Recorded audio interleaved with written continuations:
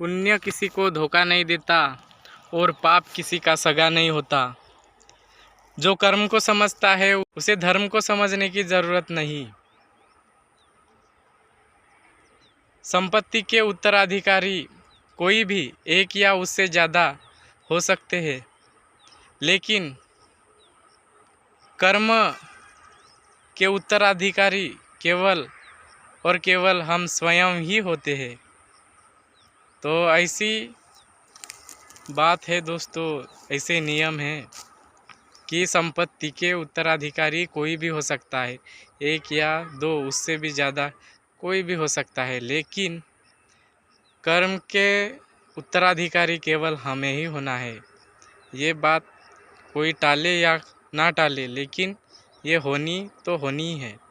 जो कर्म करेगा उसका उसके ज़िंदगी के डायरी में वो ऐड हो जाएगा और उससे उसके कर्म फल से कोई छुटकारा नहीं।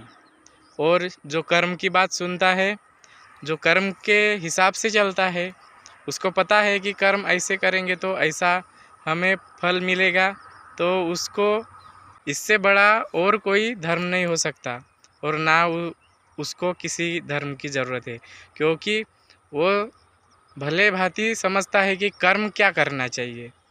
और इस तरह से कर्म ही बड़ा धर्म है और किसी धर्म की ज़रूरत नहीं है।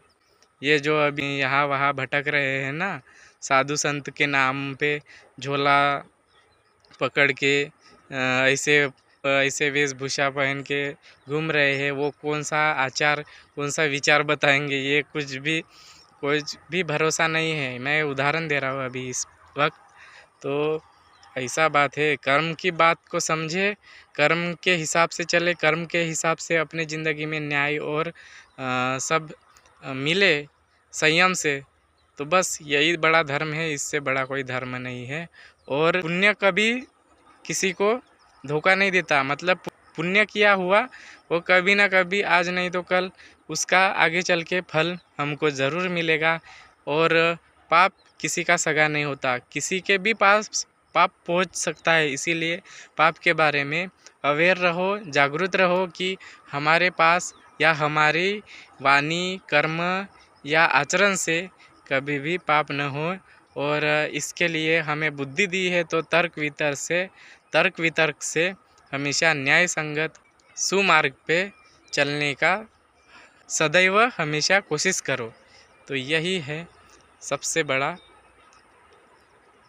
मुद्दा। तो इसीलिए मैं फिर से दोहरा रहा हूँ कि पुण्य कभी धोखा नहीं देता और पाप किसी का सगा नहीं होता। जो कर्म को समझते हैं उसे कोई और धर्म को समझने की ज़रूरत नहीं।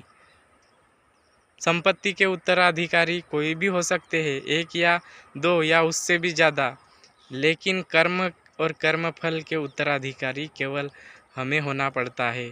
जो हमने अपने लिए और दूसरों के लिए सुखदायी किया होगा वही हमको आज नहीं तो कल मिलेगा, और जो बुरा किया होगा वो आज नहीं तो कल हमको फिर से हमारे पास ही लौट के आएगा।